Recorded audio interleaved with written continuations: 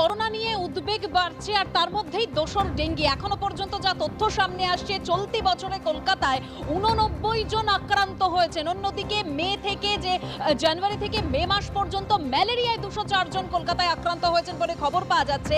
এবং তারই পাশাপাশি করোনা নিয়ে যে তথ্য সামনে আসছে যে রাজ্যে 3 দিনে 215 জন আক্রান্ত, 24 ঘন্টাতেই 44 জন সংক্রমিত। একেবারে ডেঙ্গি একদিকে করোনা। দুই প্রতিনিধি আমার সঙ্গে রয়েছেন, অনির্বাণ বিশ্বাস রয়েছেন এবং সন্দীপ সরকারও রয়েছেন। রাজ্যে এখনো পর্যন্ত কতজন আক্রান্ত হয়েছে করোনায়? সন্দীপ, কি খবর রয়েছে? দেখো, আমরা যদি কেন্দ্রীয় স্বাস্থ্য মন্ত্রকের যে ডেটা তার দিকে তাকাই, তাহলে গত 3 দিনে রাজ্যে করোনা আক্রান্ত হয়েছেন 215 জন।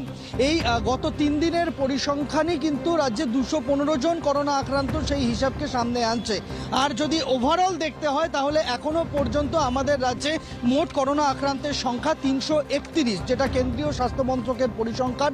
এই 331 জনের মধ্যে এখনো পর্যন্ত 27 জন সুস্থ হয়ে উঠেছেন করোনা থেকে।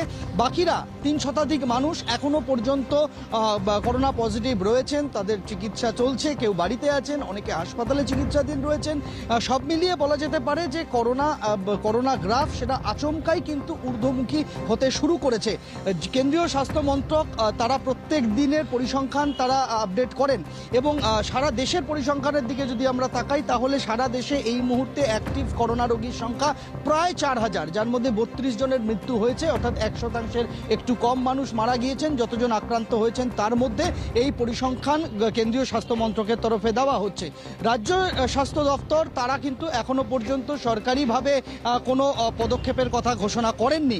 তবে বিভিন্ন ল্যাব এবং ডায়াগনস্টিক সেন্টার যেখানে কোভিড টেস্টের পরিকাঠামো রয়েছে, তাদেরকে নির্দেশ পাঠানো হয়েছে যে গত 2 সপ্তাহের মধ্যে যতগুলি রিপোর্ট পজিটিভ হয়েছে করোনা আক্রান্তদের, তাদের নমুনা ক্যালকাটা স্কুল অফ ট্রপিক্যাল মেডিসিনে পাঠাতে, অর্থাৎ জিনোম সিকোয়েন্সিং, কি ধরনের ভাইরাস আক্রমণ চালাচ্ছে এই মুহূর্তে তার চরিত্র বোঝার জন্য তার জিন বিশ্লেষণ করা হবে, সেই সিদ্ধান্ত কিন্তু স্বাস্থ্য ভবন নিয়েছে।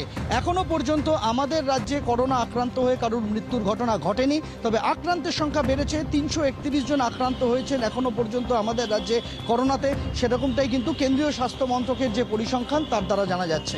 একেবারে সন্দীপ, তুমি আমাদের সঙ্গে থাকো। অর্থাৎ যা তথ্য এখনো পর্যন্ত এসে পৌঁছচ্ছে যে রাজ্যে 331 জন করোনা আক্রান্ত, তার মধ্যে 27 জন সুস্থ হয়েছেন, বাকিরা এখনো সংক্রমিত, এরকমই খবর পাওয়া যাচ্ছে। তবে চিকিৎসকরা কি বলছেন শুনুন। ক্রমাগত প্রথম বছরগুলোতে যে আমরা উদ্বেগজনক স্ট্রেন পাচ্ছিলাম, এখন সেটা অনেক মাইল্ডার ফর্মে এসে গিয়েছে। এখন অন্যান্য ইনফ্লুয়েঞ্জা লাইক ইলনেসের থেকে এটাকে ডিফারেন্সিয়েট করা যায় না। যাদের কোমরবিডিটি অনেক বেশি আছে তাদের ক্ষেত্রেই ডেথ এখনও হচ্ছে বা শ্বাসকষ্টের আকারে এসে হাসপাতালে তারা ভর্তি হচ্ছে। এই ভাইরাসে মারণ ক্ষমতা কম, কিন্তু তার বলে আমরা যদি সেই সেলফ স্যাটিসফ্যাকশানে ভুগি যে এটার জন্য আমাদের বেশি চিন্তার একেবারে কারণ নেই, আমরা যেরকম রিল্যাক্স আছি সেরকমই থাকতে পারি, তাহলে বলা মুশকিল অন্য কোনো জেনেটিক ভেরিয়েন্ট এসে সেটা বা মারাত্মক আকারে যদি সমস্ত স্তরকে আবার একটা আগ্রাসনের জায়গায় চলে যায়, তাহলে কিন্তু আমরা আবার সেই বিপদের সম্মুখীন হতে পারি।